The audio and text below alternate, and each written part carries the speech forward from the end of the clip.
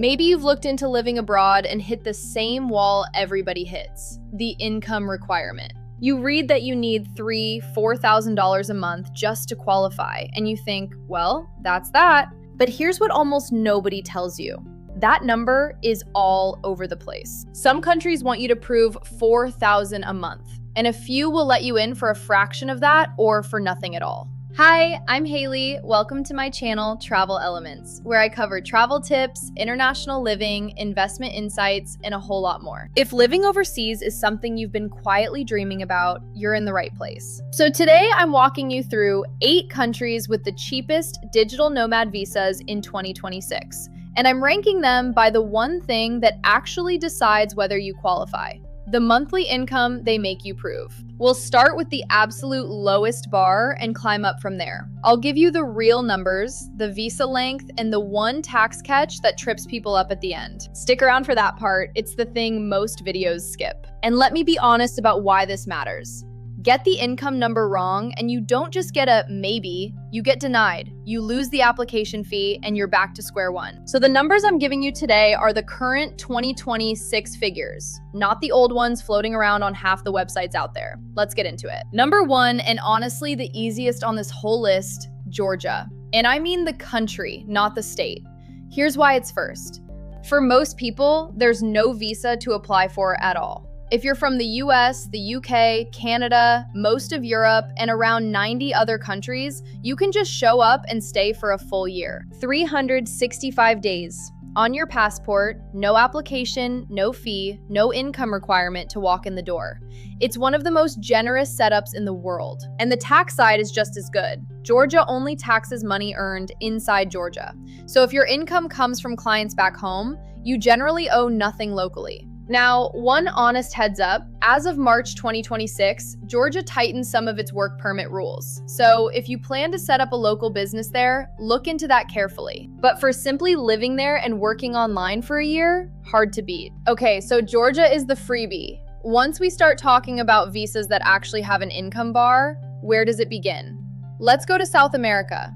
Number 2 is Colombia. And I have to clear something up here because this is the number everyone gets wrong. You'll see older articles saying you only need $700 or $800 a month for Colombia. That's outdated. For 2026, the real requirement is about $1,400 a month. It's pegged to 3 times the local minimum wage, and that wage went up. So the old cheap number just isn't true anymore. It's still a great deal, and the visa lasts up to 2 years. Cities like Medellin and Bogota are full of remote workers. But there's a catch I want you to hear clearly. Colombia does not average your income. Each of the last 3 months has to clear that bar on its own. One slow month, even if your average is fine, and they can turn you down. So if your income bounces around, plan for it. Just a couple $100s up from there, you get a visa that lasts twice as long as most. That's next door. Number 3, Ecuador. The income bar here sits around $1,350 a month, and what you get for it is genuinely good. A visa valid for up to 2 years. Ecuador runs on the US dollar, which quietly removes a headache most expats deal with. You're not watching an exchange rate every time you pay rent. You've got the Andes on one side, the Pacific and the Galapagos on the other, and a cost of living that's among the friendliest in the region. For the money you have to prove, it's one of the best values on this list. Now we step up to the $1,500 tier, and this is where a few countries cluster together. Let's start with the biggest one. Number 4 is Brazil. You'll need to show about $1,500 a month, or roughly $18,000 in savings. And I like that "or" because it gives freelancers with lumpy income another way to qualify. The visa runs for a year and can be renewed for a second. And Brazil is enormous. Beaches, big cities, a real tech scene in places like Florianopolis, which keeps showing up on lists of the best remote work spots in Latin America. If you want ocean and energy and a big, vibrant country to explore on a modest income bar, Brazil delivers. Real quick, if you're finding this useful so far, do me a favor and hit subscribe. I make these international living guides all the time, and I'd love to have you around for them. Okay, back to it. Number 5 takes us to the Indian Ocean, Mauritius. Same neighborhood on income, about $1,500 a month, but here's what makes it special. The visa itself is free. No application fee at all. It's called the premium visa, it's good for a year and renewable, and it processes fast. And the tax picture is friendly. Mauritius generally doesn't tax your foreign income. So you've got a tropical island, no visa cost, and a light tax touch, all for the same income you'd prove for Brazil. Just keep one thing in mind. Stay past 183 days, and you can become a tax resident, which changes the math. More on that pattern in a minute because it's the big one. So that's the bottom half of the list, all of it under $1,500 a month. Now the bar starts climbing. Next one's a real jump, but it comes with something the others don't. Number 6, the Philippines. This one's newer, it's built on an executive order signed recently, and the income bar is higher than people expect, around $2,000 a month or about $24,000 a year. So it's not the bargain some headlines make it sound. But here's why it still earns its spot: English. The Philippines is one of the most English-friendly countries in Asia, which removes the single biggest day-to-day friction of moving abroad. Setting up your life, signing a lease, going to the doctor, all of it in a language you already speak. The visa allows up to a year with renewal. If the language barrier is the thing that scares you most, this one's worth the higher bar. Now, our last two are the priciest on the list, but stay with me because they're here for a reason most cheap visa lists completely miss. What happens to your taxes? Number 7 is Croatia. And yes, the income bar jumps to around $3,500 a month. So why is it on a cheapest list? Because cheap isn't only about the income you prove, it's about what you keep. Croatia does not tax the foreign income of its digital nomad permit holders. None of it. Pair that with a cost of living well below Western Europe and full access to the EU and the Schengen zone, and the math can actually beat a cheaper country that taxes you once you settle in. The permit's a shorter term one, but for a tax-free European base, a lot of people find it more than worth it. And number 8 is the one many people consider the gold standard: Portugal's D8 visa.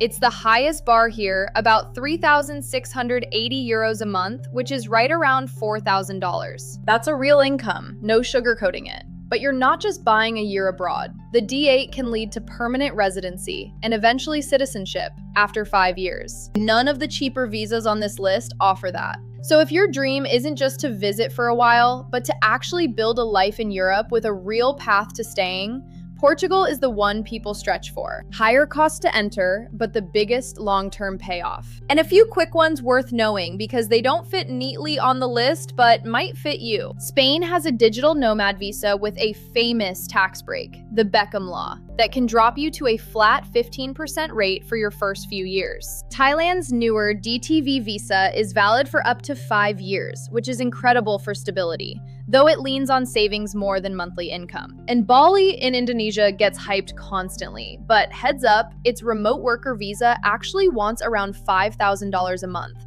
So it's far from the cheap option people assume. Okay, the part I promised, and the most important thing in this whole video. A digital nomad visa is not a tax escape. I'll say that again because it catches almost everyone. The visa lets you legally live somewhere. It does not by itself lower what you owe back home. If you're a US citizen, this one's huge. The US taxes you on your worldwide income no matter where you live.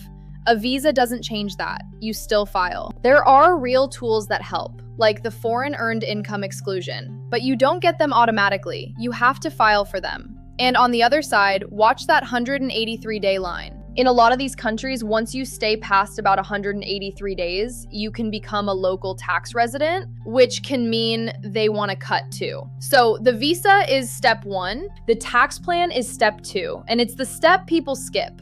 And just so we're clear, I'm sharing what I've learned, not giving you legal or tax advice. So please check with a qualified tax pro for your own situation before you make any moves. And no matter which country you pick, the paperwork is pretty similar, so get a head start on it. You'll almost always need proof of income, usually bank statements, not just a contract. Health insurance that covers your whole stay. A clean criminal background check, often one that has to be officially stamped and translated. Get those 3 sorted early because they're the slowest part of every application. All right, I put the whole thing on one screen for you right here. Take a second with this one, pause the video, grab a screenshot because this is the part you'll actually want to come back to when you're comparing your options later. Every country, its real monthly income bar, and how long the visa lasts, all in one place. This is your cheat sheet for the cheapest Nomad visas of 2026. So now I'm curious, which of these is calling your name? Are you team free and easy like Georgia? Or are you willing to stretch for a real future in Portugal? Tell me in the comments, I read them. Well, that brings us to the end of today's video. If you got something out of this, do me a favor, like the video and subscribe to the channel so you don't miss what's coming, because I post new guides like this all the time. And if you know someone who's been dreaming about living abroad, send this their way. It might be exactly what they needed to see. Let me know down in the comments if there's a country or a topic you'd like me to dig into next, and I'll do my best to make it happen. Until next time.